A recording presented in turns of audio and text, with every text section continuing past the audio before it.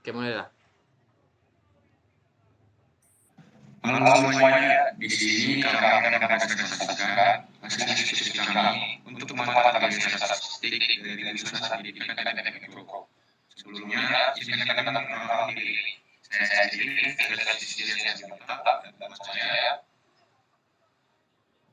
Jonata Barat. Dan saya Kelvin Rizkyaldi. Di sini kami dari kelompok 4 akan mempresentasikan hasil diskusi kami yang berjudul populasi, sampel, dan pengujian pengumuman dasar. Yang pertama, populasi akan dibacakan oleh teman saya, Juan.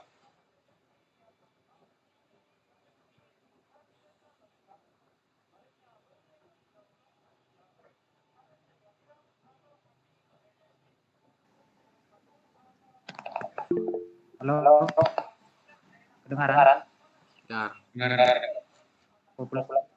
Populasi adalah wilayah generalisasi yang terdiri atas objek atau subjek yang mempunyai kualitas dan karakteristik tertentu yang ditetapkan oleh peneliti untuk dipelajari dan kemudian ditarik kesimpulannya. Populasi merupakan keseluruhan pengamatan yang menjadi perhatian kita. Contoh penerapannya, misalnya jika dilakukan penelitian di SD Negeri 144, maka sekolah ini mempunyai populasi yang bisa berupa jumlah subjek atau orang dan karakteristik subjek atau orang. Contoh soal yang dibuat, populasi untuk A misalnya 20, B sama dengan 50, dan C itu 30. Jadi untuk jumlah anggota populasinya itu sama dengan 100. Sedangkan penyelesaiannya 40 untuk A sama dengan 20 dibagi 100 dikali 80 sama dengan 16 orang. B buka kurung 50 dibagi 100 dikali 80 sama dengan dalam hal ini 40 orang. C buka kurung 30 dibagi 100 kali 80. Maka hasilnya adalah 24 orang. Populasi. Jenis populasi yaitu terdiri dari yang pertama, populasi terbatas. Populasi terbatas mempunyai sumber data yang jelas. Batasnya secara kualitatif sehingga dapat dihitung jumlahnya. Contohnya, A. Jumlah penduduk Kota Bandung 2.500.000 jiwa. B. Jumlah 1.000 guru SD di Yogyakarta mengikuti prajabatan. Yang kedua itu populasi tak terbatas. Populasi tak terbatas yaitu sumber datanya tak dapat ditentukan batas-batasnya, sehingga relatif tidak dapat atau tidak dapat dinyatakan dalam bentuk jumlah. Contoh dalam hal ini yaitu suatu percobaan seorang bandar akan melemparkan sepasang dadu sampai tak terhingga kali lemparannya. Maka setiap kali mencatat sepasang bilangan yang muncul akan mendapatkan sepasang nilai yang tak terhingga pula. Selanjutnya, sifat populasi. Berdasarkan sifat populasi dapat digolongkan menjadi populasi homogen dan populasi heterogen. Yang pertama itu populasi homogen. Populasi homogen adalah sumber data yang unsurnya memiliki sifat atau keadaan yang sama sehingga tidak perlu mempermasalahkan jumlah secara kuantitatif. B. Populasi heterogen. Populasi heterogen adalah sumber data yang unsurnya memiliki sifat atau keadaan yang berbeda atau bervariasi, sehingga perlu ditetapkan batas-batasnya, baik secara kuantitatif maupun secara kualitatif. Selanjutnya untuk sampel dari saya yang Oke, terima kasih atas tempat dan waktunya. Nah, yang berikutnya itu kita akan membahas mengenai sampel. Nah, jadi sampel ini menurut Sugiono, sampel adalah sebagian dari karakteristik yang dimiliki oleh populasi. Keuntungan dalam menggunakan sampel yaitu yang pertama itu memudahkan peneliti, yang kedua itu penelitian menjadi efisien, dan yang ketiga itu lebih teliti dan cermat dalam pengumpulan data, serta penelitian lebih efektif. Nah, adapun syarat-syarat sampel itu dikatakan baik, yang pertama itu akurasi atau ketepatannya, yang dimana tingkat ketidakadaannya atau biasanya kekeliruan dalam sampel. Dengan kata lain, semakin sedikit tingkat kekeliruannya yang ada pada sampel itu, maka semakin akurat sampel tersebut. Tolak ukur adanya bias atau kekeliruan adalah populasi tadi. Nah, yang kedua itu ada presisi. Kriteria kedua yang harus dimiliki sampel yang baik itu memiliki tingkat presisi estimasi. Presisi mengacu pada persoalan sedekat mana estimasi kita dengan karakteristik populasi.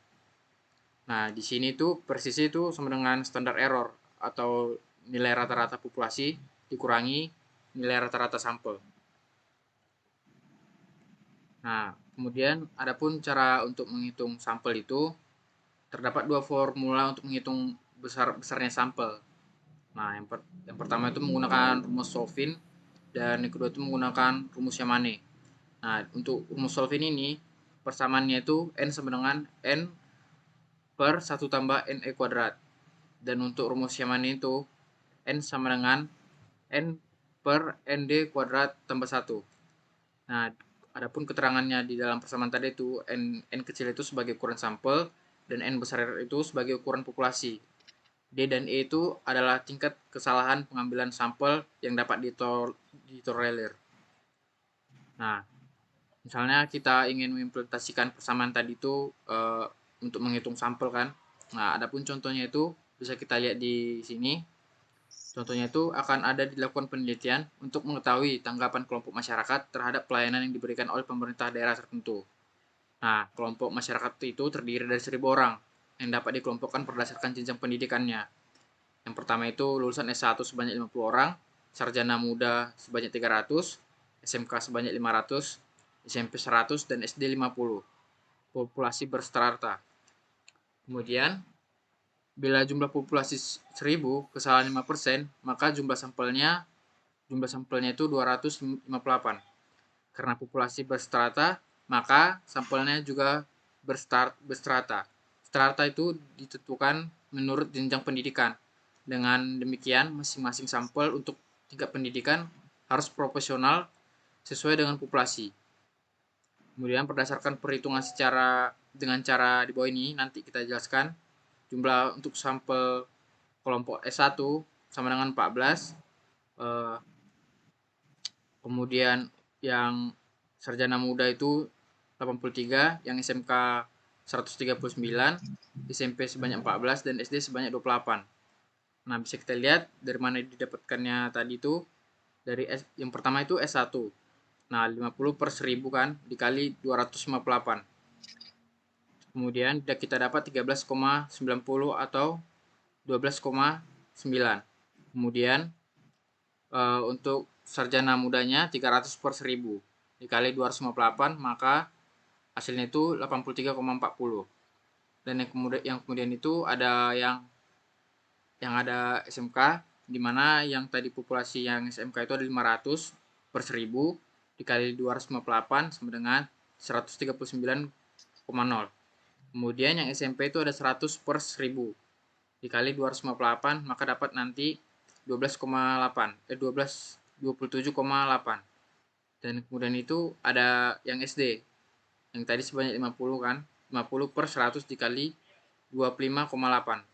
258, maka didapatkan 13,91. Maka ditotalkan nanti itu jadi 258. Kemudian pada perhitungan yang menghasilkan pecahan terdapat koma, sebaiknya dibulatkan ke atas sehingga sampelnya lebih dari 259. Hal ini lebih aman daripada kurang dari 258. Selanjutnya, teknik pengambilan sampel atau tes sampling adalah suatu cara untuk mengambil sampel yang representatif dari masalah. Tes sampling merupakan suatu cara untuk menentukan banyaknya sampel dan memilih cara membuat sampel. Sehingga setiap sampel yang terpilih dalam penelitian yang dapat mewakili populasi atau representatif, baik dari aspek jumlah maupun dari aspek karakteristik yang dimiliki populasi. Secara skematis, macam-macam tes sampling dibagi menjadi dua, yaitu ada probability sampling dan probability sampling. Untuk probability sampling, yang pertama ada simple random sampling, yang kedua ada proportionalized random sampling, yang ketiga ada extrapolated stratified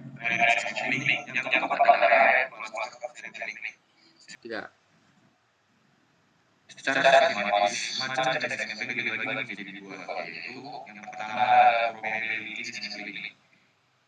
Probability sampling ini terbagi lagi menjadi 4, yaitu yang pertama adalah random sampling, yang kedua adalah confirmation sampling, yang ketiga adalah verified sampling, yang keempat adalah population sampling atau sampling model, yang kedua adalah probability sampling terbagi lagi menjadi 6. Yang pertama adalah sistematis, yang kedua adalah sampling kuota, yang ketiga adalah sampling insidensial, yang keempat adalah proporsi sampling, yang kelima adalah sampling jenuh, yang terakhir adalah small sampling. Selanjutnya pengujian probabilitas dan dampak. Uji probabilitas merupakan sebuah uji yang dilakukan dengan tujuan untuk menilai sebuah data pada sebuah kelompok data atau variabel. Apakah sebuah data tersebut berdistribusi normal atau tidak. Uji probabilitas guna menentukan data yang terbagi kurang, berdistribusi normal atau diambil dari populasi normal. Metode operasional dalam ujian probabilitas suatu data tidak begitu rumit. Uji statistik probabilitas dapat digunakan metode yang adalah C-square, Kolmogorov, Smirnov, Smirnov, Jarvis-Rivera. Berikut ini yang akan dibahas. Contoh uji probabilitas menggunakan analitik pada C-square. Kesimpulan yang dapat kami ambil ini, yang pertama, populasi adalah seluruh kelompok yang akan dipilih, sedangkan sampel adalah bagian dari populasi tersebut. Yang kedua adalah sampel. Sampel merupakan bagian dari populasi yang akan menjawab hasil penelitian. Sampel harus mewakili populasi dalam yang menarik kesimpulan. Yang terakhir, action sampling. Mekanisme ini adalah cara PPP ini dan mengambil sampel. Ini dapat